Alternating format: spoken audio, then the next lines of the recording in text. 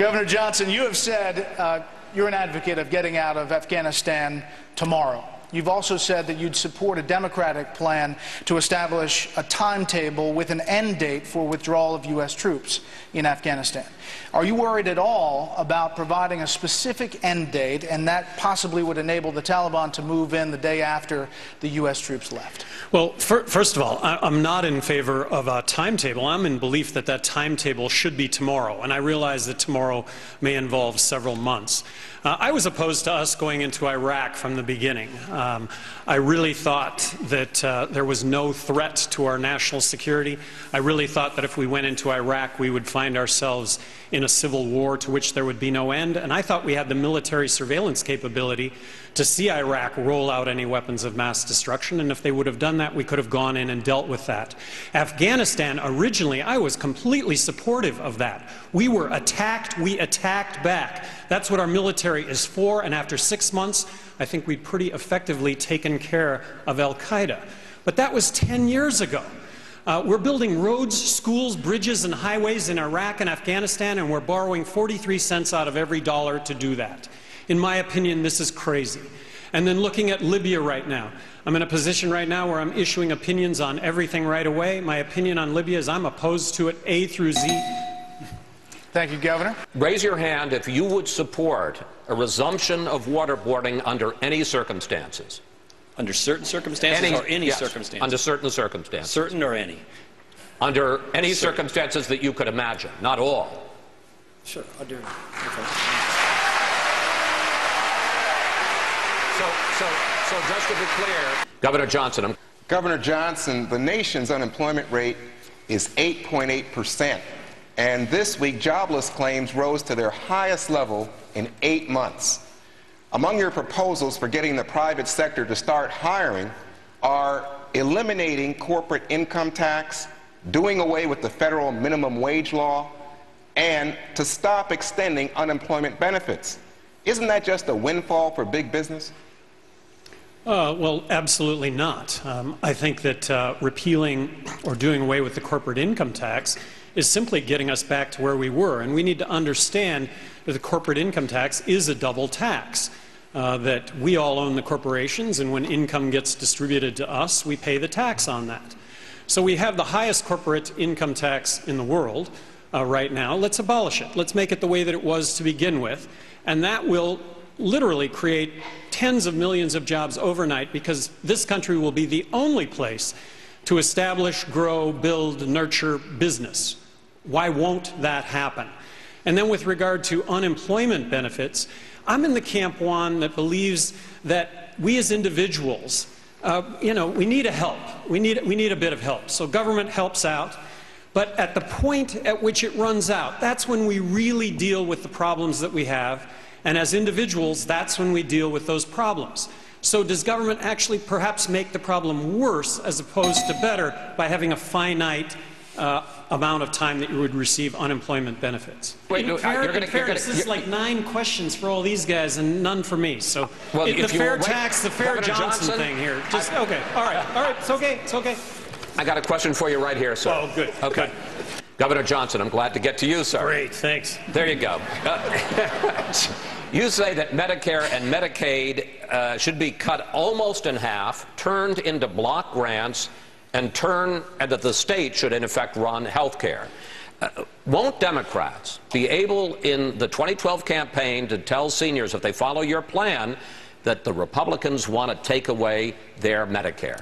Well, first of all, we're on the verge of a financial collapse. And I say that from the standpoint that we owe $14 trillion, and there's no way we repay that, given the fact that we have $1.65 trillion in deficit spending this year, last year, the year before, and years to come. So we need to balance the federal budget. And to do that, we need to start out by talking about Medicaid and Medicare.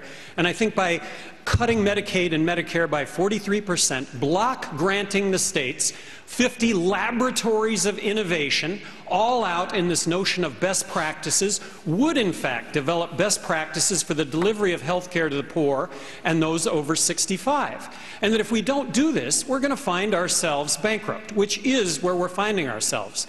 In New Mexico, As governor of New Mexico, Medicaid was fee-for-service. I changed that to managed care. It was a 25% savings. If I would get Medicare, I could have implemented that same 25% savings. Federal government do away with the mandates and the strings, 43% doable. Thank you, sir. Governor, we promise we'll be fair and balanced with the question time. Fair and balanced, that's what I was thinking. Shannon Bream has Governor Johnson, another question for you. You said we should make it easier for immigrants to come here and work in the United States, and that Republicans should stop using scare tactics and vilifying immigrants. You also refer to a, quote, amnesty grace period. What is that? Well, first of all, I start with the premise that immigration is ultimately responsible for tens of millions of jobs. So creating tens of millions of jobs as opposed to taking away of jobs. I think that we should make it as easy as possible to get a work visa. A work visa would not be citizenship, it wouldn't be a green card, but it would be a background check and a Social Security card so that applicable taxes would get paid. Immigration needs to be about work, not welfare. With regard to the 11 million illegal immigrants that are here in this country right now, I think we need to recognize that the government's the main reason they're here illegally. They've made it impossible to get a work visa. So set up a grace period whereby those 11 million can get a work visa, not citizenship, not a green card, but a work visa. Document those workers. And then so when it comes to building a fence across 2,000 miles of border, when it comes to putting the National Guard arm in arm across 2,000 miles of border, in my opinion, that would be a whole lot of money spent with very little, if any, benefit whatsoever. Thank you, Governor. Governor Johnson, prospective Republican candidate Donald Trump has proposed putting a 25% tax on Chinese imports if China does not stop manipulating its currency. Do you agree with that? What would you do? You know, I'm a free market guy. I think you either believe in free markets or you don't. You either believe that lower cost of goods and services benefits all of us, or you don't. So in that context, no, I don't favor tariffs against China. I don't favor tariffs of any kind whatsoever. In any instance? No. That was simple. Okay. Governor, thank you very much. Governor Johnson, most Republicans and everyone else on this stage but you identify themselves as pro-life. You have said that abortion should be legal until the fetus is viable. How do you hope to woo conservative GOP voters here in South Carolina and across the country with that position? Well, I support a woman's right to choose up until viability of the fetus. As governor of New Mexico, I would have signed a bill banning late-term abortion. I've always favored parental notification, I've always favored counseling, and I've always favored the notion that public funds should not be used for abortion. So running for governor of New Mexico in a state that was 2-to-1 Democrat, I really didn't get that vote in the primary, but I like to think that I got all of those votes in the general election, and that's a reality here also. For those individuals that hold that as their #1 issue, I'm not going to get that vote. I would hope to get that vote if I were to move on to the general election. All right. Governor Johnson, you say we should not only legalize and tax marijuana, you admit that you smoked it when it was still illegal in your state of New Mexico. After suffering several serious and very painful bone fractures. Question, how far would you go in legalizing drugs, sir? Well, first of all, I would hope that people, when it comes to the drug issue, looking at me, would look at what I did as governor of New Mexico, which was everything was a cost-benefit analysis. So using that as a criteria, half of what we spend on law enforcement, the courts, and the prisons is drug-related. And to what end? We're arresting 1.8 million people a year in this country. We now have 2.3 million people behind bars in this country. We have the highest incarceration rate of any country in the world. I would ask people to look at this issue, see if they don't come to the same conclusion that I did, and that is that 90% of the drug problem is prohibition-related, not use-related. That's not to discount the problems with use and abuse, but that ought to be the focus. So I advocate legalizing marijuana marijuana. Control it, regulate it, tax it. It'll never be legal for kids to smoke pot or buy pot. It'll never be legal to smoke pot or do harm to others. When it comes to all other drugs, I advocate harm reduction strategies, which is simply looking at the drug problem first as a health issue rather than a criminal justice issue. Depending on the poll, President Obama is getting a bump after the mission to kill Osama bin Laden. Some on the left are now saying President Obama is unbeatable in his re-election effort. Why are those pundits on the left wrong, and what is his biggest vulnerability? Governor Johnson. I believe that we're on the verge of a financial collapse unless we balance the federal budget, and I don't see that happening with Obama. Now, I do see that happening with the Republican Party. Why the American electorate is going to give Republicans back control of the presidency and Congress and the Senate, given that a few short years ago they did that and Republicans passed a prescription drug care benefit and ran up record deficits, I'm not so sure. But I'm under the belief that only Republicans are capable of solving the problem that exists right now, which is the collapse of our economy.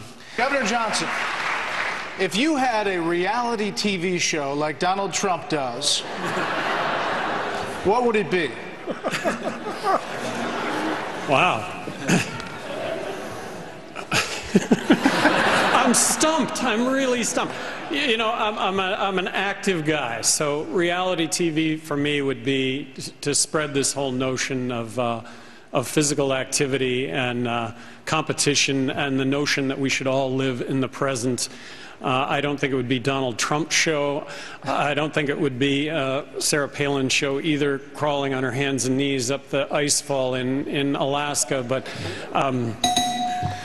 you mentioned... Wow, I'm just totally stumped. I understand, and that's fair. You mentioned that you like to work out. We understand you've run 30 marathons. I've run 30 marathons. What are you running lifetime. away from? You know, I got to stand on top of the planet also. I had the good fortune to summit Mount Everest, which I thought was... I have a goal to climb the highest mountain on each continent. So now I get to finish my reality show. I hope to climb the highest mountain on each of the 7 continents. I have 3 to go, so my reality show would be trying those last 3. We knew we'd get there. Thank you. Governor, thank you. Thanks for the break. Each candidate has 30 seconds for closing remarks right now. We will go down the row. Governor Johnson. I'm an entrepreneur that ran for governor of New Mexico promising to bring a common-sense business approach to state government, that everything was going to be a cost-benefit analysis. I got reelected in a state that was 2-to-1 Democrat. I think we're on the verge of a financial collapse unless we balance the budget, and that means some really, really tough choices that are all doable, and they're all doable under the context of a common-sense business approach to the way government does business and a cost-benefit analysis that goes along with everything that government is doing. Gary Johnson, 2012.com.